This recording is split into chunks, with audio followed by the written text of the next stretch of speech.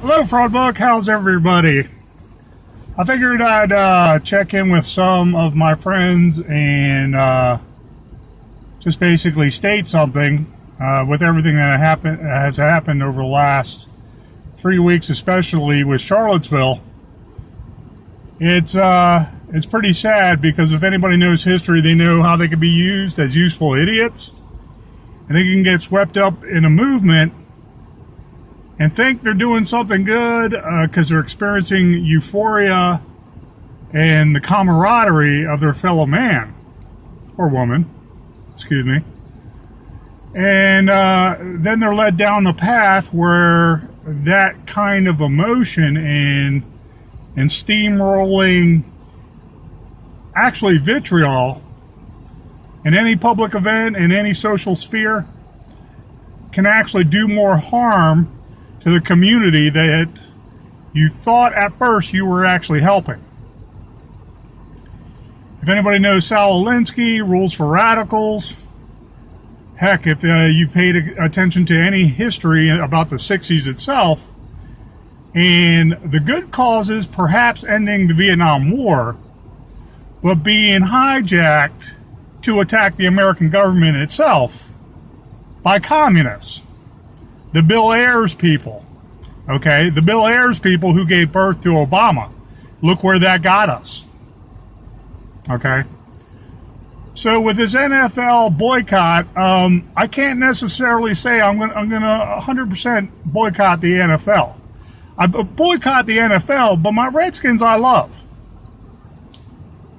To give you some of my history, my earliest memory was in 1972. The 73 season when the Redskins went to the Super Bowl. I don't remember the exact date of that championship game, but I remember the exact time Chris Hamburger nailed that one receiver on the 1 yard line and the Redskins went to the Super Bowl the following week.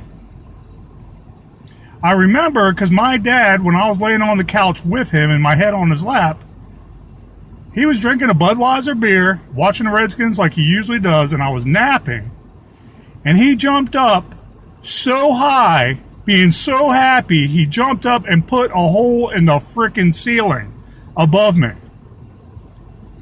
And I was so happy to see him so happy jumping up and down. And I still didn't know exactly what football was.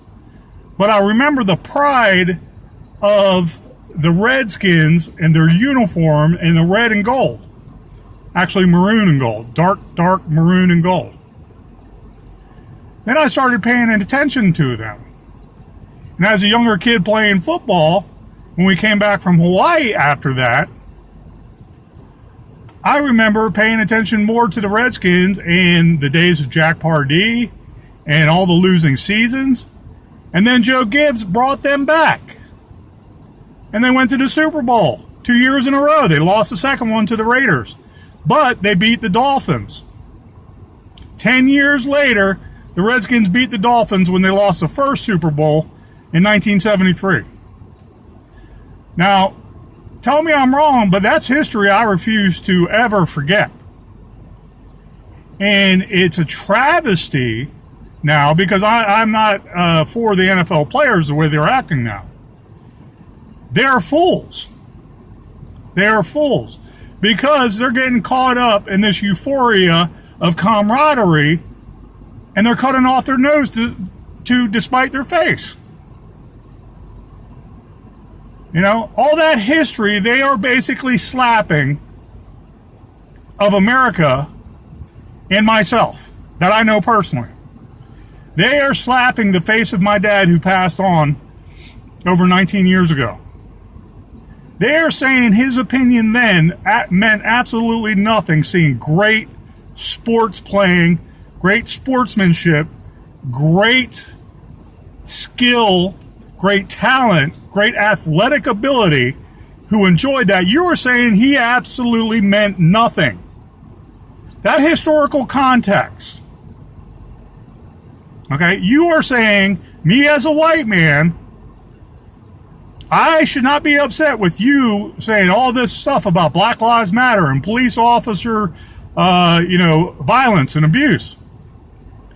If these NFL players actually looked at the NCIC statistics, they would shut the fuck up right now. So they're caught up in the euphoria, but not the facts. Look at Michael Brown, what really happened. Okay? The guy reached into a police officer's car, took the gun out while the guy was struggling with him, and discharged the gun first of all. And before that, it was a robbery, a strong arm robbery.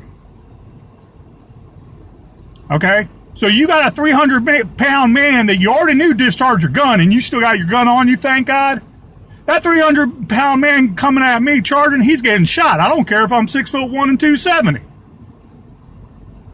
Okay?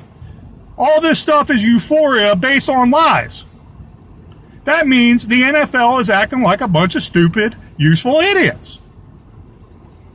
Name a shooting, okay? If a police officer gets carte blanche for shooting and killing someone, then that's wrong. But it's not black and white in every police shooting. We entrust them and give them special powers to keep us safe. But you don't think about that either, do you? You can afford security systems at your $1 million palatial estate. I can't. Okay? And most police officers can't either. But look at the lies that the NFL base all this euphoria on, this camaraderie. Oh, we're standing in allegiance. There was never this before Barack Obama. If it was spurned by communists. So, what do we do? What do we do? I'm still boycotting the NFL. I can't stand to watch any of those armchair jock freaking elitists sitting there behind a desk, all sitting there yapping like a sewing circle about shit they have no idea. They have great life experience, but it was from the NFL. And the NFL was because of America. Okay, now they're saying they're holier than thou and they're better than us? I refuse to watch anything NFL except occasionally the Redskins. I don't own a television, so I can't watch them. I can only watch them occasionally at work. The Redskins played great ball this weekend, and I'm sorry I didn't partake in a full NFL boycott. I believe in the NFL boycott, but I still love my Redskins. I still support them in their name and the historical context, in which they brought a lot of pride and greatness to Washington, D.C., Virginia, and Maryland, and parts of Pennsylvania. I'm sorry, also West Virginia. Okay? We can't get rid of that history with the Washington Redskins. That's why I still support the Redskins. Because then, if we don't support the Redskins and Snyder capitulates and changes their name, then we lost twice. We lost twice to a bunch of Nazis who were sitting there telling us how we should act, how we should feel, and how we should live. I'm not a useful idiot. I have pride, but I'm not a useful idiot. Okay? I work for a living, and I can't go protest a lot of things that cannot be, or that should be protested, and I can't. I just can't, because I'm working constantly, and I have a family to pay for. Redskins, I'm with you, but you guys have to start standing up for America. You are the original America's team. Not the Cowboys, not frickin' Pittsburgh, and not even the frickin' Patriots.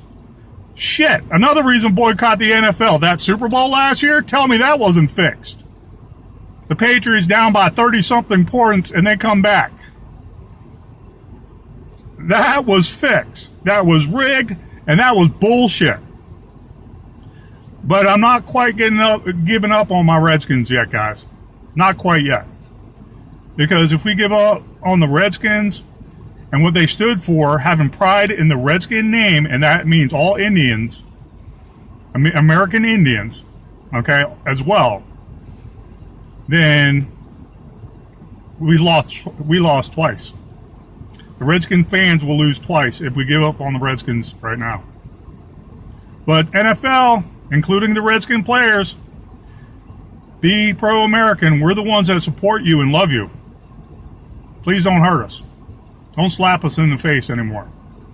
You guys have to stop the tyranny and tell the owners, no, we will celebrate America like we have been for so many years, so many decades. It's our tradition, and we expect nothing less. Thank you, Fraud Book. Have a great day. Be safe out there. Protect the family, protect the church, protect the community, protect the United States. Okay? Walk alone if you have to. At least you know you're right. Bye.